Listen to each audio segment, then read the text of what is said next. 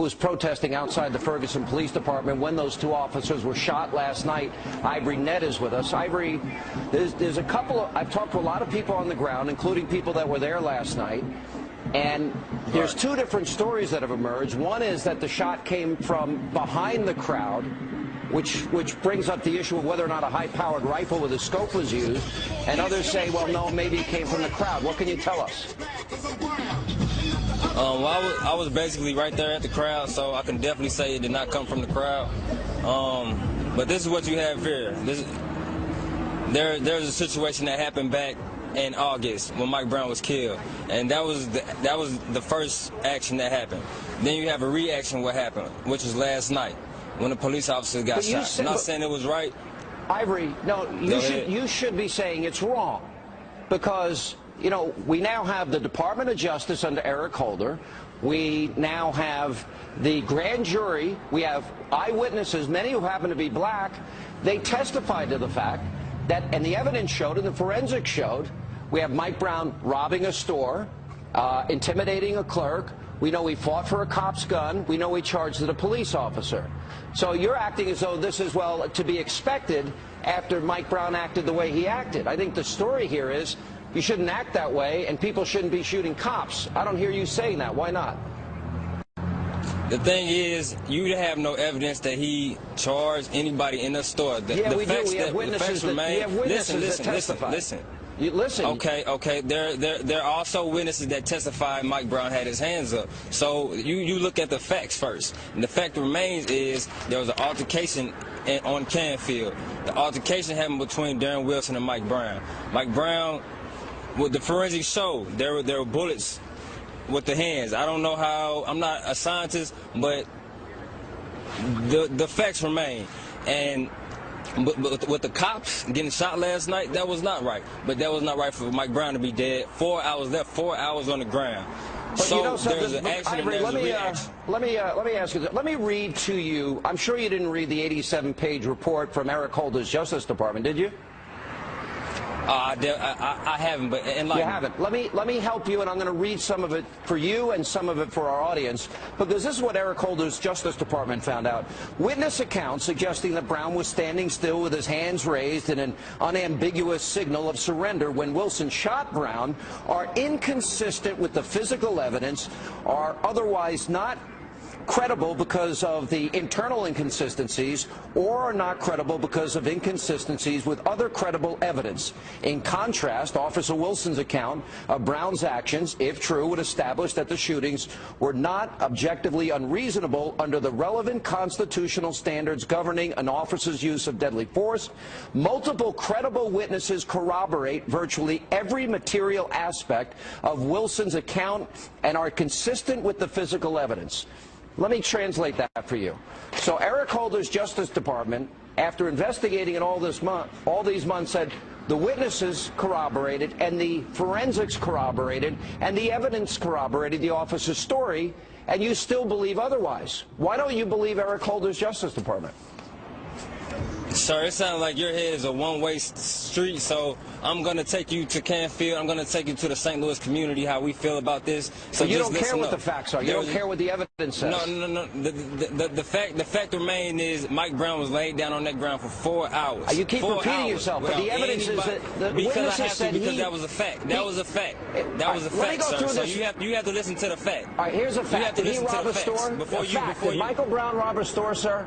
He did. Did he intimidate a clerk? He did. Did he fight a cop for his gun? He did. Did he charge an officer? According to the Justice Department, he did. How do you know? How do you know? Because of witnesses and forensic evidence presented in the case that you obviously didn't read.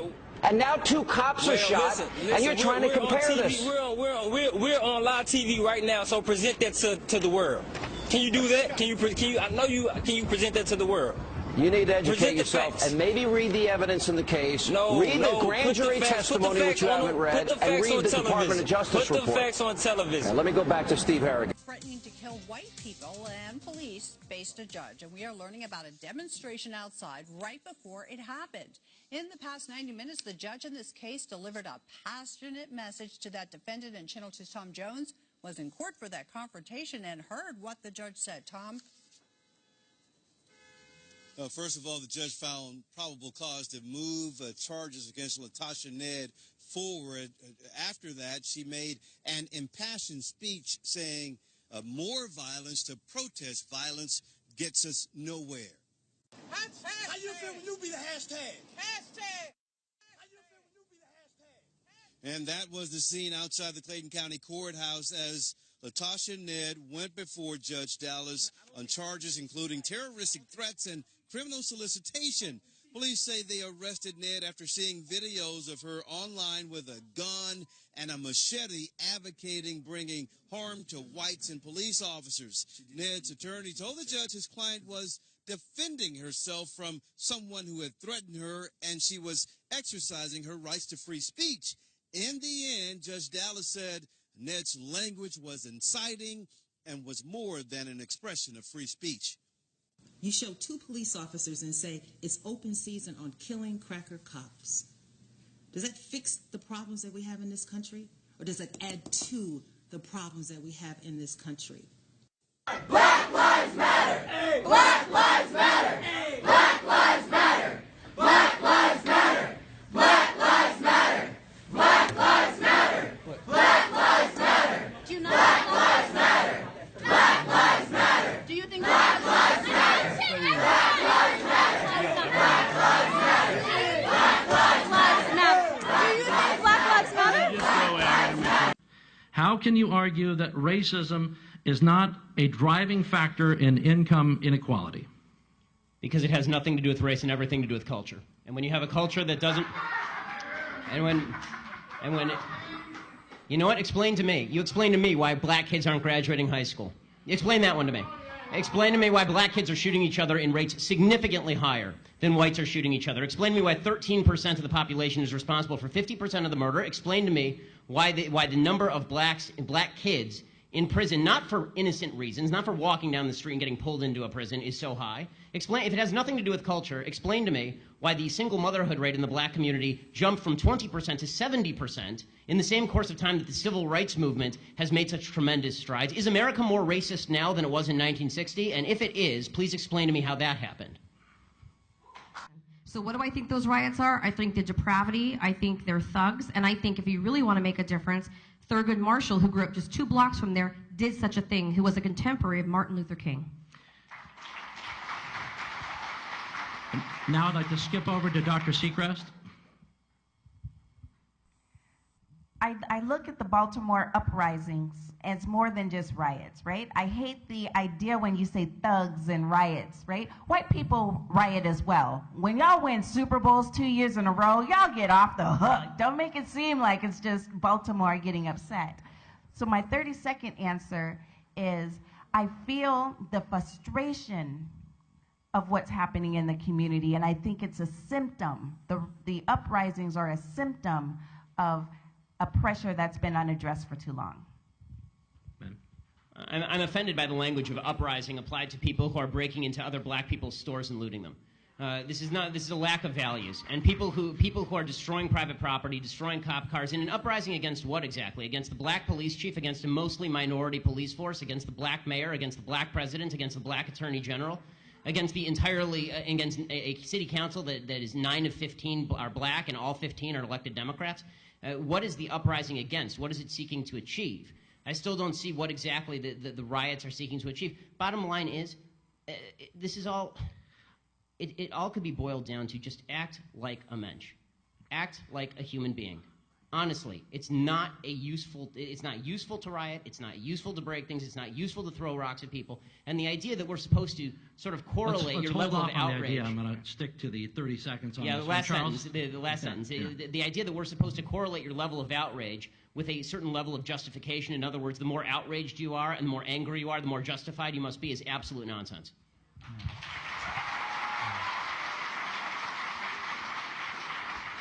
Then, since the issue of disparity has come up a number of times, when does disparity not indicate racism? level of effort? Statistical disparity. You know, for example, overwhelmingly men commit crimes more than women, but we don't say that the Justice Department is sexist. So is there a line that you draw for yourself, or is there some way that you interpret statistical disparity and you determine that that is not a racial disparity, it's something else?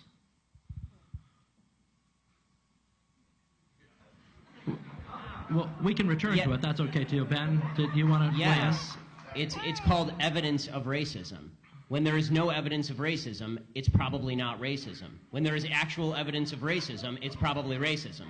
And the fact that everybody jumps from there's inequality and therefore there is inequity, just because there's inequality does not mean there was inequity. But there has to be racism. You can't say there's no racism. Without evidence? No. I'm just saying that I don't know which animal. Maybe we're talking about dogs or something. I'm talking about human beings, and I'm like, human beings are most likely going to have racial prejudices. I'm just so sorry. I'm just so sorry. I don't know. I don't come from. I come from planet Earth. Charles, I want to ask you a question. So your default is that when there is no evidence, racism is the deciding factor. That is no, it's not saying that. I'm just saying that you're going to have sexists, you're going to have racists, you're going to have all this stuff. I mean, I'm just saying that. I agree it exists, but the problem that I'm seeing, and this is the problem with the general conversation, is that there's no solution in simply saying there's racism out there. How does that solve anything? I mean, when you talk about there's institutional racism, what does that mean? Show me a law that is racist in intent, and we will agree. Show me a police officer who commits a racist act like we saw in South Carolina, right, where a police officer shot a black man running away and it was obviously unjustified, and I will agree.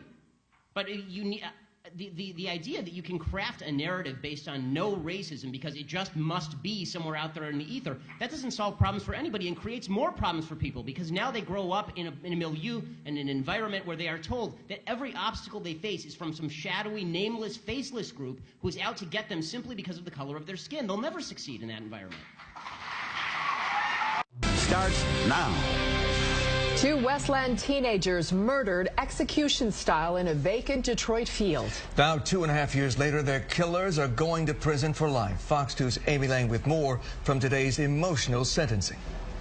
These families have waited so long for justice. Finally, their opportunity to address the men who killed their sons. But what one of the defendants had to say to them left everyone shaking their heads. In the end, knowing who Jordan was, I believe he would want me to offer forgiveness.